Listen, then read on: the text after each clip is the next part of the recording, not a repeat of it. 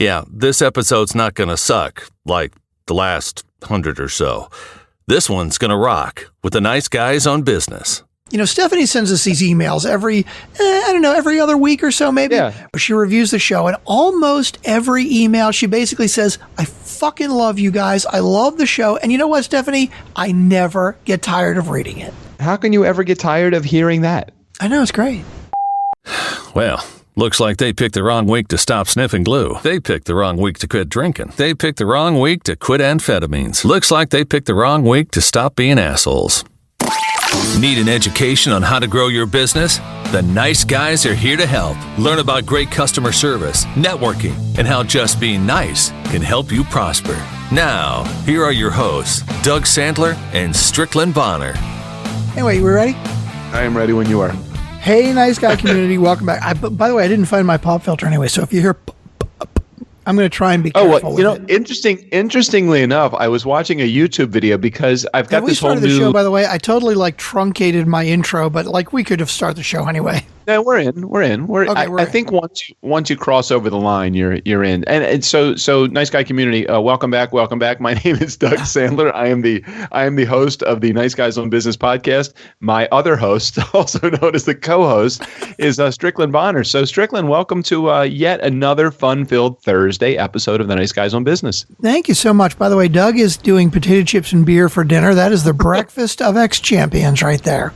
I went downstairs to discover that we have absolutely nothing but a can of tuna and a whole bunch of beer in the refrigerator. And it's actually a good beer. Have you ever had Omission Lager? I don't think I've had that one, no. Omission is it's a craft beer, and it's gluten-free. So it's really good. It tastes just like regular beer. It tastes kind of like, it reminds me a little bit of Stella. Does most beer have gluten in it? I don't know. I think so, because isn't beer made with wheat? I guess. Is that gluten with wheat? I have no idea. I think a part of the process of processing the wheat, I believe there is gluten in wheat. I think it's the sticky stuff that makes people sick. I don't really know. I don't really know. No idea. Eat, sleep, drink in Dubai. We do not understand how gluten works. We are not doctors. We don't even play one on our television. podcast. No. Or on TV either. So yeah, my diet has not consisted of a very good meal this evening. After we finish recording the podcast, I either have to leave. Danielle left me for the weekend. She is actually going to North Carolina to work with her friend Liz on coming up with a business plan for their new business, which is called the ECC, the Event Coordination Company. Cool. And normally when stuff like that happens, there's now I'm not going to say that she's not a good wife, because she is an amazing wife. But when it's a wife goes Doug, she doesn't listen to the show. You don't have to worry about it. When a wife goes out of town, wouldn't you think they would leave the refrigerator nice and stocked for their husband, so that the husband doesn't have to venture out to the world and actually do anything? I know when I leave for Vegas, like when I go, a couple times a year, sometimes like I'm going to do next weekend, I do try to leave the house as clean and neat as possible, trying to be polite. So yeah, I would think, yeah. Yeah. We actually, if I don't go out tonight to the supermarket, I will have absolutely. And do you know what I eat for breakfast every day? No idea. Oh, I remember you said it once. I don't remember. Yeah, that's okay. I eat 2 eggs scrambled, avocado, and grapefruit juice. And you want to know what I'm out of this weekend? Eggs, avocado, and grapefruit juice. Grapefruit juice, exactly. You know what I found really funny? My old boss, like he's not really my old boss since I still play in the band, Robert Sherman. He owns the Washington Talent Agency, and it's okay to talk about him because I guarantee you he's not a listener. Like 10 years ago, he expanded his kitchen. Right? Like he spent, I'm not even going to say how much, a ridiculous amount of money, because to expand his kitchen, he actually had to expand his house 5 feet or some ridiculous, dig into the foundation and shit. Right? And he spent all this money to get this bigger kitchen, and all he does is eat out. Why the fuck would you get a bigger kitchen when all you do is eat out? Maybe I don't know that he eats in the house, but then again, I have never been invited over for a meal, so I'd have to assume. I love Robert, but I would say that we have a very friendly relationship and we are extremely tight. But I don't think that I've ever had him over to dinner at my house, nor has he ever invited me over to dinner at his house. Is that just a guy thing? I don't know. It's hard to say.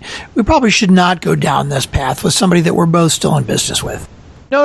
And I'm not insulting. I'm insulting myself as much as I'm insulting him. Let me ask you, when's the last time you invited Robert over for dinner at your house? It's been ages, but I've been over to his house a number of times, but it's been a number of years now that I'm not there, in the day job. I'm only in the band on the weekends. No, I don't want to put you in a bad position. I was throwing the jab at me as much as I was at him. We do a lot of stuff together, but as a couple, when I was married the first time, I never did anything, the two of us, with, I think maybe once way in the beginning. Mm-hmm. But with Danielle, and Danielle is in the business with us too, and same thing applies. I don't know why. Maybe we should. You know what? I'm going to turn over a new leaf in 2017. Well, we all got together. It was about a year ago, around this time. It was me and Robert and you and Danielle. But of course, we went out. We were eating out. Right. Wait a minute. Were you at? No, there was a whole different dinner. I think we went out with Fresh and with his wife Sandra and with Glide, and I think Glide was Glide and Ralph. I don't know. I wasn't there. I wasn't there for that one. I haven't seen them. Anyway, we got off track there, but that's not very unusual for us to get off track. So I got this whole new contraption on my microphone, and it's very challenging because while it's wonderful, the whole pop filter thing and how you do the I don't know. I don't know this technical shit words. You got your boom and your new pop filter, right? Yeah, I'm loving this. This is it's a whole professional setup. It actually, I wish I could you need to send me a picture of that because I'm going to post on Facebook your setup versus my setup, and we'll see Strick, which you can one is see the it right now. Just look on Skype. You can actually see. I see your picture on Skype. God damn, you look fucking professional and shit. Look at that. I know this whole thing. It moves. Look at that. I see your problem. You know the problem with your mic? You're talking into the side of the mic now. No, well, see, I had turn it 90 degrees. No, I had it, so I was talking up there higher, but the whole it wasn't working out well. But you got the contraption sideways. That's the problem. Because I mean, if you change your pickup pattern on the mic, you're okay. But if you have it in the cardioid pattern, you're talking into the side, which means you're gonna have rejection and all kinds of other weird shit. Let me see if I can make some adjustments here. Hold on. There's a little set. Since you're in your office by yourself, you can do the Omni pattern. So look on the little logo thing on the backside, right? And there's one that's a circle. Just do the circle. All right, hold on. I'm looking. This is all very technical shit. The Omni pattern and the circle and the figure eight and all that shit. And he's blind, so he's got to turn on his light on his phone to be able to see it. All right, I got the light now. How's that sound? Is that better? You actually have a flash on your iPhone now, right? Like the last one didn't have that, I think. I don't know how this works. You know what I love about the iPhone? And again, when I say love, anybody that has ever listened to the show knows that I mean that in a ridiculously sarcastic way, right? Okay. What I love about the iPhone, the ads they have now, right? And I know you don't watch television, so you don't see the ads, right? There's an ad out right now where you hear the music for AC/DC Thunderstruck, right? And it's like this really dramatic, heavy rock and roll music, right? And you see the outside and it's pouring down rain, right? It is just pouring. And you see a shot of this guy inside and he's working on a bicycle, right? And he puts his helmet on and then you see the outside and it's pouring down rain and Thunderstruck is cranking out. And he puts his helmet on and he gets on his bike and then he takes his iPhone and he puts it right in the cradle, right in the middle of the handlebars on his bike. Fuck this weather. I'm going to fucking ride anyway. And then at the end of the ad, it's we're waterproof now, right? Or we're water resistant now. And they say it like it's the greatest fucking breakthrough in phones ever. And all I can think about is Samsung did that 2 fucking years ago. What is the big deal? It's a big deal. It's a big deal. It's a big step for Apple, It's a big step. No, but you're so fucking funny. You know what? When you make fun of Samsung, right? When you say, hey, the batteries blow up and shit, right? What do I say? I say, you know what? You're right. It's funny. When I attack Apple, it's something that is true. I'm sorry. For them to make such a huge deal, because the whole ad campaign is that. There's another ad campaign with this old guy, right? And he goes jumping off this ridiculous high dive and the water splashes onto his iPhone. But hey, it's okay that you splash water on your iPhone now because it's water resistant. Come on, dude. I mean, for them to make such a big deal about this, when there have been half a dozen phones over the last 2 or 3 years that have been waterproof, it is ridiculous for them to make a big deal about this. You got to realize that. The thing I just don't understand about the iPhone thing, and yes, you are right, that is very funny. The thing I don't understand about the iPhone thing is why can't, with all of this technology going on around us, why can't they figure out how to fix the fucking battery so that it lasts longer? Is there any reason why they can't do that? I know why they can't do that, okay? They can. Why can't they do that? They can. They can. They choose not to. Why is that? Why? Okay, here's my philosophy, and anybody that disagrees with me, I am dying to hear it, okay? I have had the last 2 or 3 generations of Samsung phones, right? And every one of them, I have been able to take out the battery and replace it because I'll keep my phone for 2 years or 3 years, right? And so after 2.5 years or so, they don't charge as well. And I love the fact that I can go on eBay and spend $15 and get a new battery and just replace it, right? Okay, yeah. The newest generation, you can't do that. You know why? Because the battery is so amazing? No, they do it because they don't want me to spend $15 on eBay and buy a new battery. They want me to replace the phone. That's been Apple's philosophy since the beginning. The reason they don't let you do it is because they don't want you to replace it. They want you to buy a new phone. And as much as I hate it from a practical standpoint, from a business standpoint, it's not a bad idea. So what you're telling me is that Samsung, I don't like the pattern. I don't like what I have it on right now. It doesn't make it sound good to me. Really? I mean, it sounds fine to me. Like before, it sounded like you were cutting in and out a little bit, but keep it. Now I think it sounds better now. Well, there is a different tone with an omni pattern versus a cardioid pattern. The way it works, I won't get into the technical end of it, but basically, yes, it will sound different. Yes. What was I going to say? Oh, yeah. So I'm thinking that Samsung probably says, hey, listen, it's not important to all of these Apple iPhone users. Obviously, that's got to be the case because we haven't lost any business to Apple. Because, I mean, the whole idea of the battery not working, it's not bad enough so that an Apple user will come to Samsung. So why don't we just do what Apple has done, which is not give a fuck about our battery and just leave it in there. And if it goes out, it goes out. Let the user, let the consumer buy a whole new phone. Is that what you're thinking? Oh, totally. It is. It is planned obsolescence. Absolutely. Okay. It totally is. And like I said, I think the reason that Samsung has gone to that model is for exactly the same reason. I think they realize that they have enough brand loyalty now. And okay, here we go. Las Vegas, right? Vegas recently, the Caesars group started charging for parking. Right? Mm-hmm. And the Caesars group is like 10 of the biggest casinos in Las Vegas. It used to be free valet, free, self-parking, all totally free. Caesars basically said, we're going to start charging for parking, right? Everybody else has jumped on the bandwagon now. Why? Because they can, because I mean, it's not like if some small time casino charges for parking, I'm just going to go to a Caesars casino anyway. Well, if Caesars starts it, like Apple started it already, everybody else is going to follow along. What do you think about the philosophy if a casino started charging for the drinks at the tables?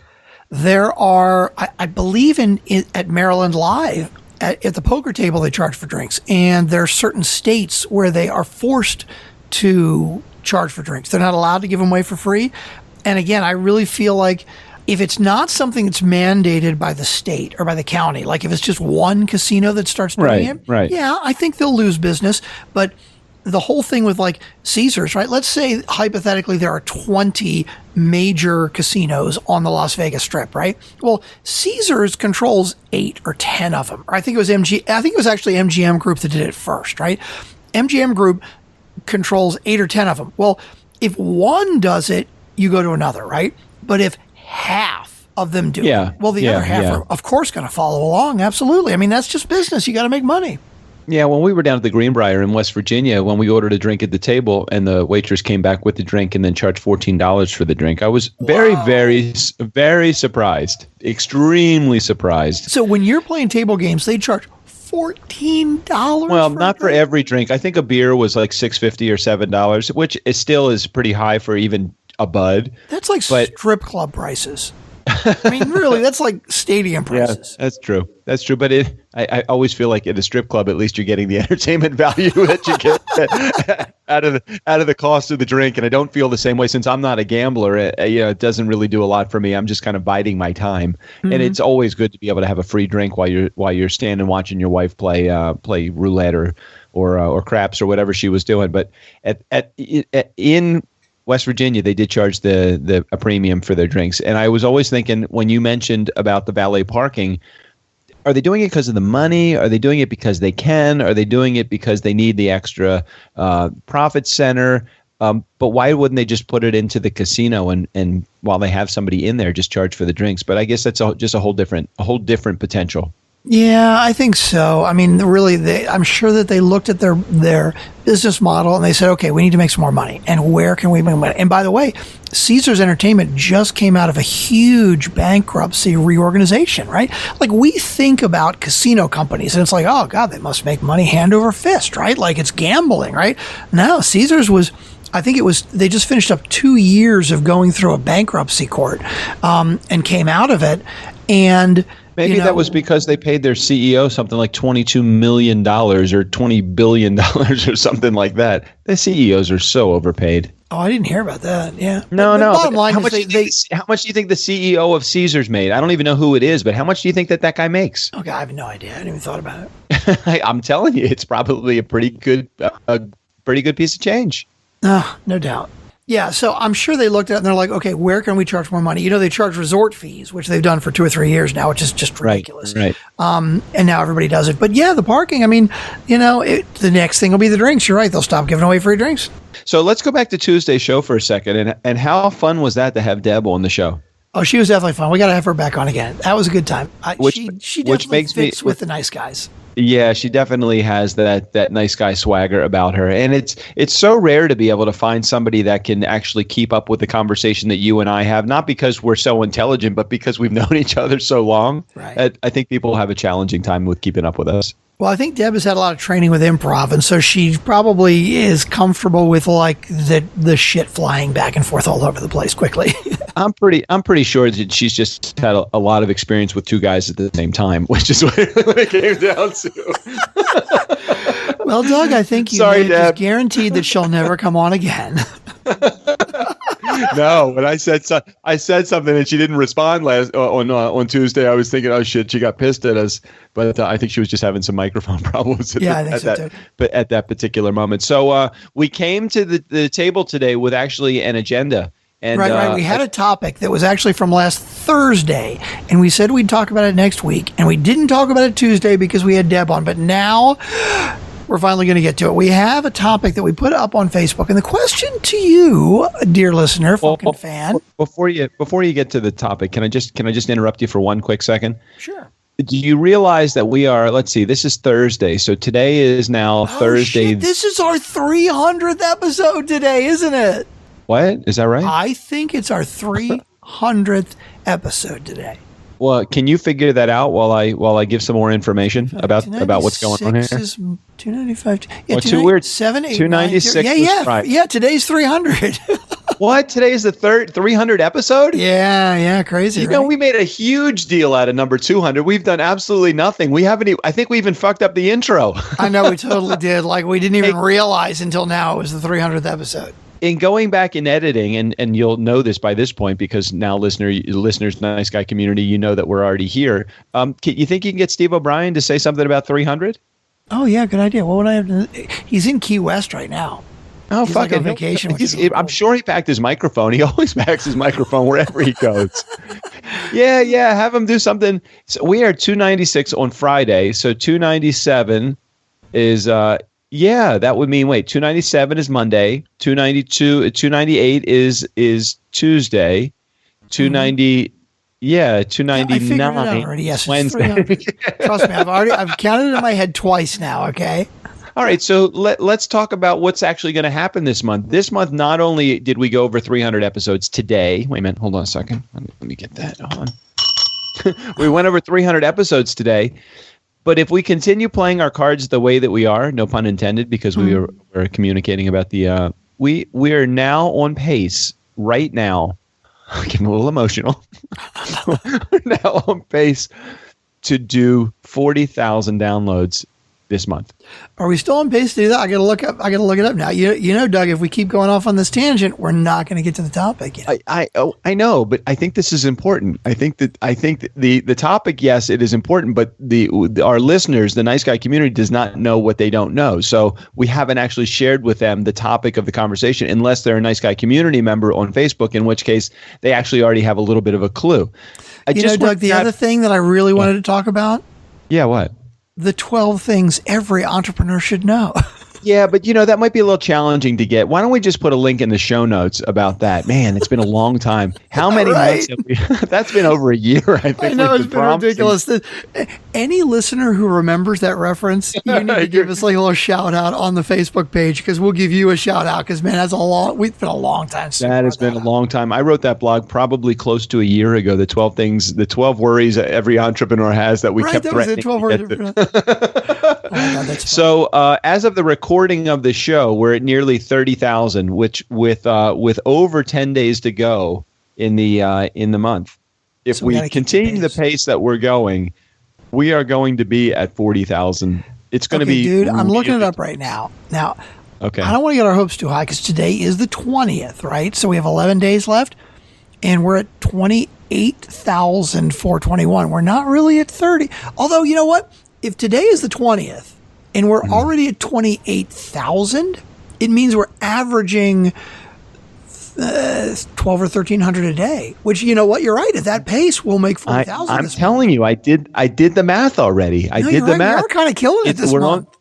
We're on pace to have it be our best month. I'm looking at the trend over the last couple of weeks, just in the graph, and it looks like our download count is actually higher than it was the previous probably 10 weeks before that.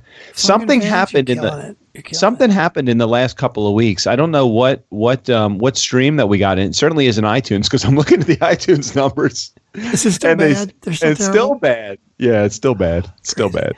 Great. And by the way, Canada and the UK, like, I've been posting this on the Facebook page. If you haven't seen it, go to niceshortcut.com and sign up. Canada is at the UK is at 6.12% of all of our downloads, and Canada is at 6.14%. So Canada is stretching their lead, but we got to tell you guys that difference of 0.02%, it is literally, let's see, 70. How many numbers is that? Like, how many listeners 65 episodes. So basically, if somebody in the UK were to tell their friend to start listening, and they were to download 100 episodes, that's all you need. Yeah, the UK would take the lead. Yeah. See, UK, this is all you need. This is all you need to do. And by the way, I put on the Facebook post, I'm like, hey, Dan Rice and Thomas Conifray, you guys have got to talk to your friends. And Thomas replied, he's like, Ireland isn't in the UK. And I'm like, okay, typical geographically challenged American. I understand. Thank you, Thomas, I appreciate that. Hey, Strick, did you watch any of the inauguration today? Nope, I was working. Nice Guy community, just so you know that as of the day of this recording, it is Inauguration Day here in the United States. And I watched a little of the parade. I watched a little of the signing. Danielle, my wife, is definitely, and I know we don't like to talk a lot about politics on the show, but this is not about the exact policies. I think it's more just about the personalities involved. My wife she's really just worried. She's worried for safety reasons about the United States. Do you find any validity? And I didn't vote for the guy, but I love the idea, like you said in our last episode or two, or I forget when it was. We talked. I just like the idea that there is change coming. I mean, this is a guy that's going to get in the system and shake some things up.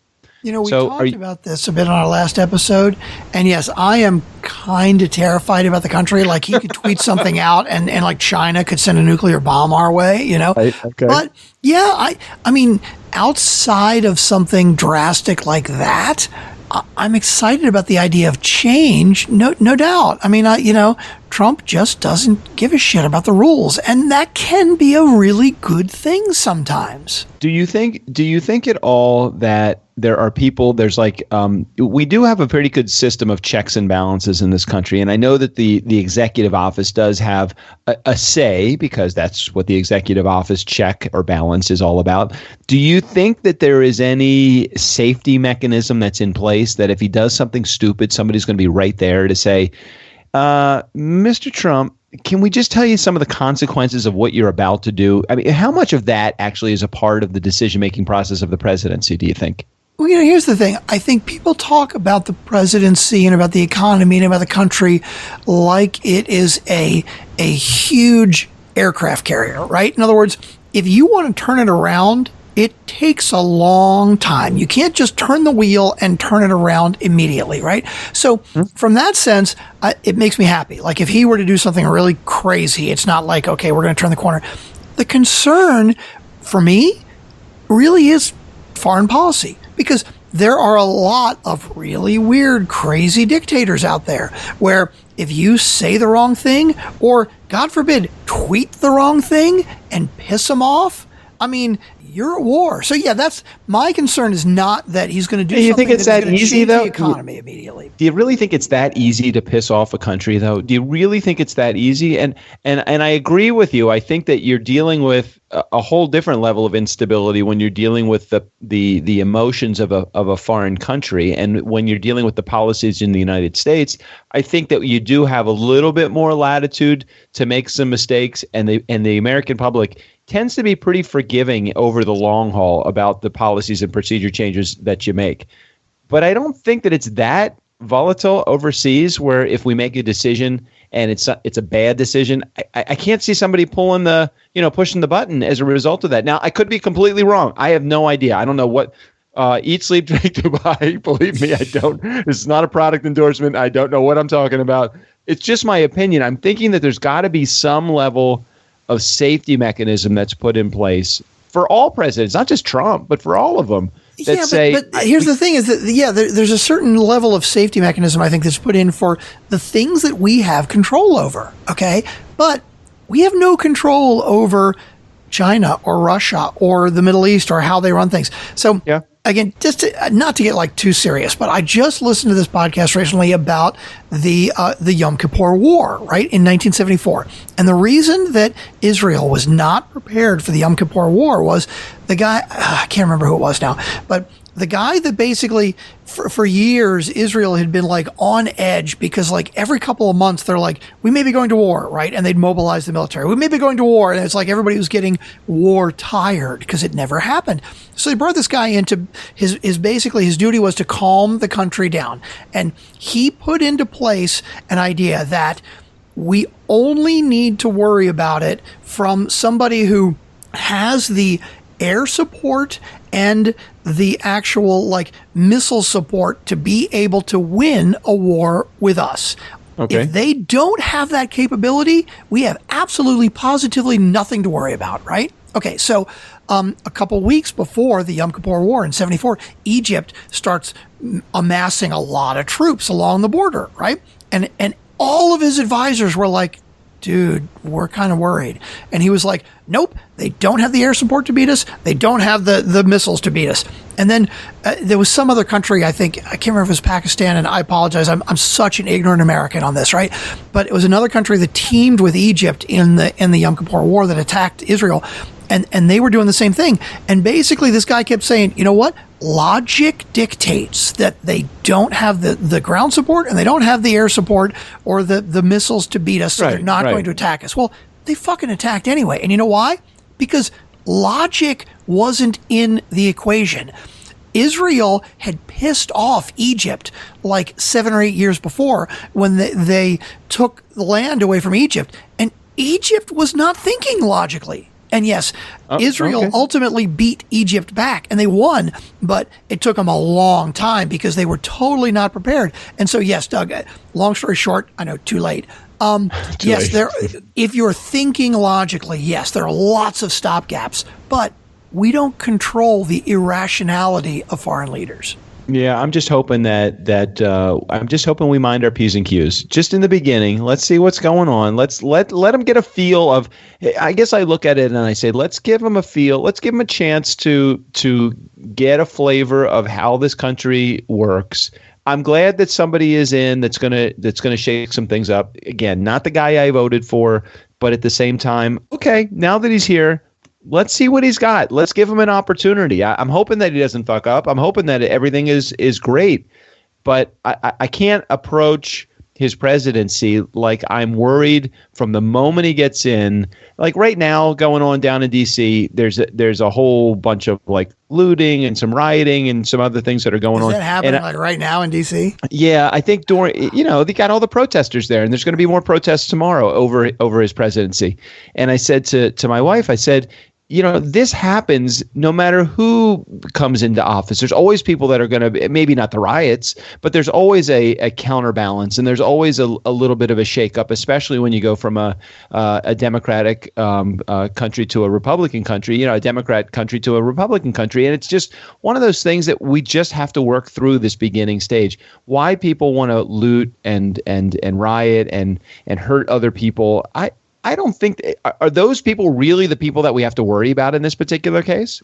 I wish they weren't, but again, logic doesn't always dictate reality or what should happen. I don't know. I'm a big believer in give him enough rope to hang himself. You know what? I'm going to give him a lot of leeway and let's see what he does. Yeah, that's what I think too. Okay, can we talk about a happier topic?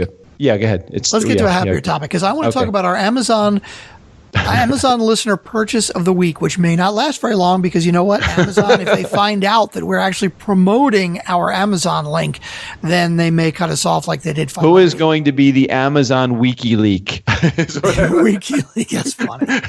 Who is going to WikiLeak? So real quick, for those of you who are new listeners, we have an Amazon.com link on our show notes. Please, if you are going to shop on Amazon, click the link first. We get a little bit of a commission. It costs you nothing more. We get a little commission. We really appreciate it. Anyway, so this do week us a favor Amazon, in the product review. Just let them know that the nice guys change your life. That's all. That's all we want you to do. We change your life, and then maybe they won't kick us out of their affiliate program. Right. Okay, good.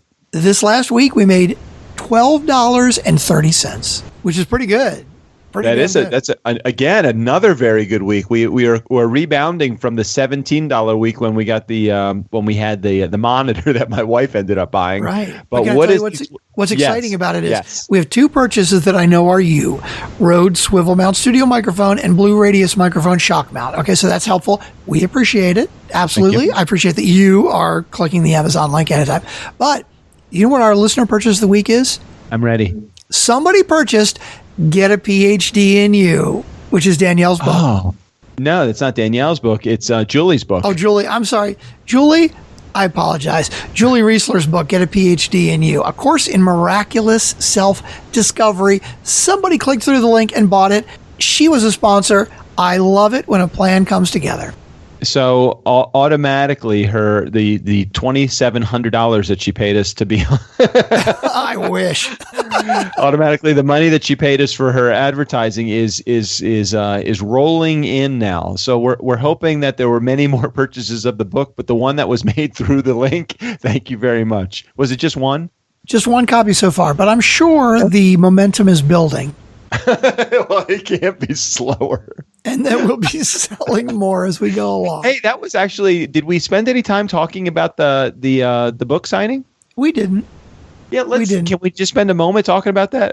Sure. I don't think we're going to get to our topic anyway. So Julie Reisler last week on Tuesday had us out for her book signing. She invited us out to Ananda, and it was really, really fun. I mean, we had a great time. It was great. She had about, I would say there was 25 or 30 people that were there that were connections of hers. And Strick and I had an opportunity, as you heard, because Strick, you're gonna edit together probably, hopefully by the time the show airs, you'll edit together a little bit of the commercial of the stuff that I put in the drive for you. Oh yeah, what are we going to do with those, by the way? We'll talk about that in a second. But you heard that wonderful advertisement at the top of the show. So that is for Julie's book, Get a PhD in You. She had 25 or so people show up, and there was several people, Strick, that were there not only as funkin' fans of the show and in a nice guy community, but they actually, I think Paul Morena. Is that his last name? You know better than me. I don't know. Paul. I think that Paul was came as a direct result of us promoting the book signing on the show. I know. I love that. So come on, that's great. Now, what I walked away with that, not only was it a great experience for Julie, and we're so happy for her in the launch of the book, which is very cool. I think that there is a lot of opportunity to make those connections with Nice Guy community members at live events, Strick. I think we're really missing a big part of what we could become if we do more live events. You think? I do think so. Didn't you feel, well, maybe because I was interviewing people there as a part of just being there as a Nice Guy community member and a friend of Julie's and wanted to get some more advertising copy for her. Mm-hmm. I just felt like I was really connected to a lot of the people that were there, and a lot of people were asking questions about the show, and a lot of people wanted more information about the show. And I think that we converted a lot of non-listeners and non-podcast people to listening to the podcast. I love it. I hope they are going to listen. And we need to talk to Paul about setting up some, live events where we are recording our podcast live at like a bar or something. Yeah, a bar or a restaurant. Or I think that's probably one of the best places to do it, at a restaurant. And the kind of microphone that we were using so that you don't get a whole bunch of background noise, but you do hear enough of it so that you hear the ambient noise that the crowd is making. I think that's kind of cool. I like the environment. Are you into the idea? I'm totally about it. Now, your recorder, do you have two inputs on your recorder? I don't know, but we could use a laptop. I mean, we could use a laptop though. Don't you have? Doesn't Audible let you do that kind of stuff or no? Yeah, we'll figure it out. I'm the tech guy. I'll figure it out. I don't know how, but I'll figure it out. Why are you asking me technical questions? Right, I know that's a stupid question, right? I have no idea, but I do know one thing, Strick. I know we're out of time. We are. Oh my God, really? Are we? Shit, we didn't get to the topic at all. I really wanted to talk about the 12 things every entrepreneur should know. Well, if not that one, the other one, the one that was we posted it on Facebook too. We really did. We really should get to that. Maybe next week. You think we'll hit it? I'll be in Vegas next week, but I'll be drunk and we can hit it. Yeah, I'm going to try and do it from the Heart Attack Cafe. That'd be fun. All right. Well, let's wrap it up here because I think we've gone on long enough. Episode number 300, a resounding success. We covered everything we came to cover, which is absolutely nothing. Which is nothing. Nice Guy community. I just want to spend just a half a second just mentioning the level of appreciation that both Strick and I have. When we started this journey 2 years ago, we had no idea what we were going to get into. 300,000 downloads. Will be over probably close to 340,000 downloads or so by the time this month is over. Strick, I didn't tell you this, but I really wanted to set a goal. By the end of the year, I think we're going to be close to 750,000 downloads by the end of the year. What the fuck? Really? You think? Yeah, I think so. I think if we add another 10 months at 40,000 downloads, and we're going to get busier, that's 400,000. In addition to the 300 and some odd thousand we have, we're going to be over 700,000 downloads. That means in 1 year, we are going to be at 1 million downloads. Wow. That is kind of crazy to think about. I am looking forward to the celebration of 1 million downloads. We are going to have a total fuckery at that point. We can never quit the show. You realize that, don't you? If we keep going, 1 million downloads it's going to happen, and it's going to happen sooner than we expect. And we have got a lot of people to thank for that, especially just all of you listeners and Funkin' fans, but especially special shout outs go to Anna Nygren, who is our production assistant, who does all of the show notes. She started with us when we were doing like 2 shows a week. And she's like, oh yeah, I'll do your show notes. And then we went to 3 shows a week. And then we went to 5 shows a week. And we were like, Anna, if you just want to do one set of show notes for the 3. And she's like, no, it's okay. And she does it every goddamn episode, and she does an nobody job. Nobody has had the balls to actually apply for the internship. So Anna, we hope you never go anywhere. We so appreciate all you do. I can't. First of all, we've never made face-to-face contact with Anna, which is ridiculous that we have not done that. We've got to do something nice for her. Nice Guy community, let us know, what should we do for Anna? She's been so amazing for us, and I feel like like dirt that I haven't done anything. I know, we totally need to do something for Anna. We need to meet her. We need to get together and hang out sometime and do it like coffee talk sometime. And then also like to Muhammad, who does our show art.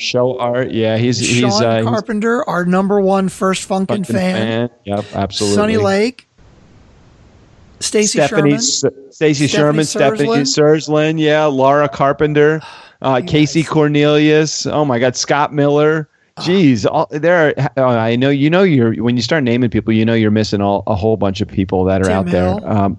Tim Hill, of course, my brother Dave Sandler for being an admirer of the show. Go ahead. In fact, I mentioned him earlier, Tom Confrey.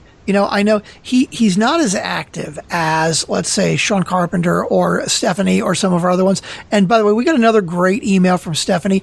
Stephanie sends us these emails every other week or so, maybe, where it's like, guys, it's a review of the show. I love the show. She reviews the show, and almost every email, she basically says, I fucking love you guys. I love the show. And you know what, Stephanie? I never get tired of reading it. Thank you. We love hearing what you think about the show.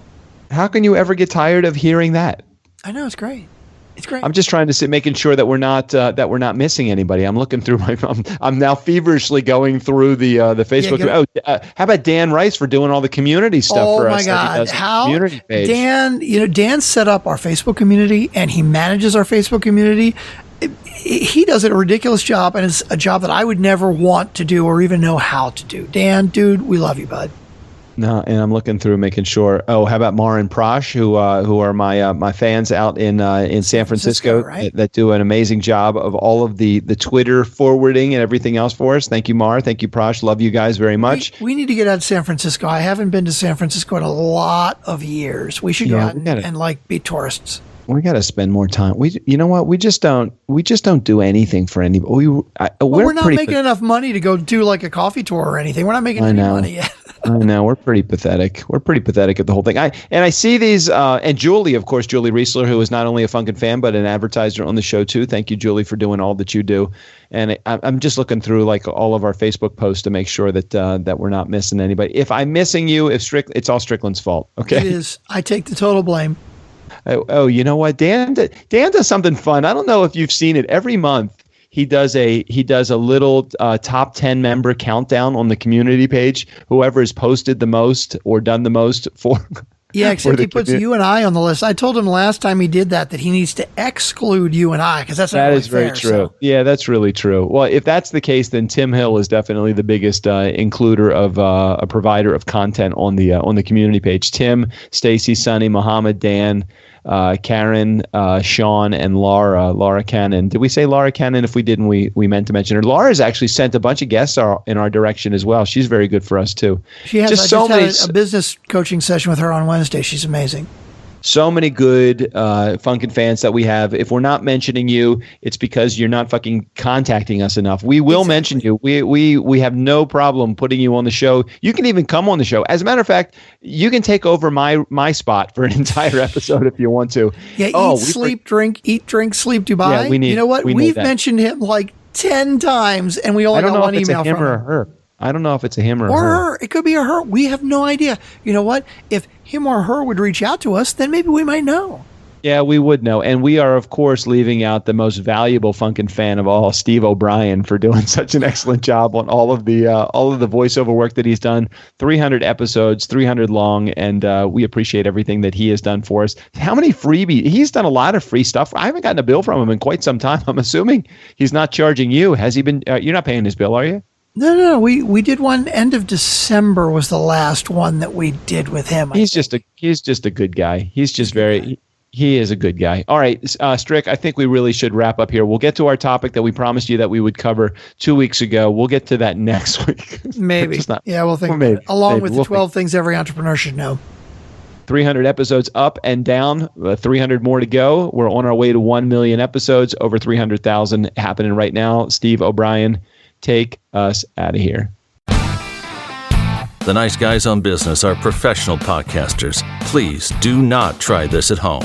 It may seem simple, kids, but lots of people get hurt in the process.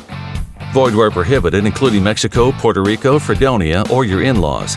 The Nice Guys on Business are not responsible for any claims of liability or any guarantee that these two morons know what they're talking about. There is no promise that being nice to people will help your business, but calling people assholes, dumb, incontinent fuckwads will definitely lose you business.